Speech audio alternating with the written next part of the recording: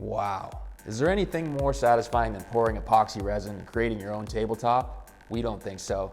Well, we might, but this is what you're getting, because this is what we did. We poured our own epoxy resin table for some really cool metal legs, and in order to do so, first we had to frame it up, and we did that using Z counterforms and their easy-to-use tabletop forming kit. So once that was cut to size, silicone down and sealed up, we sprayed some WD-40 on there to make sure that it was non-stick, and at that point, it was time to mix our resin. So we grabbed the biggest cauldron we could find and created our own witch's concoction. 2 parts of resin and 1 part hardener makes for a perfect epoxy pouring table experience. And as you're pouring, don't worry too much about the bubbles, because we'll take care of those with a little bit of heat, thanks to our heat gun here. And now we wait. But this is social media, and no one wants to wait on social media. So watch us drive this car around for a minute, and 5 days later, your table is hard as a rock, and you're probably really good at driving that car around. Most importantly, it's time to peel those forms off and unveil the beauty that is underneath. But for us, when we did that, we realized it was too clear. We saw too much of the table legs, and what we really wanted was more of a honed look.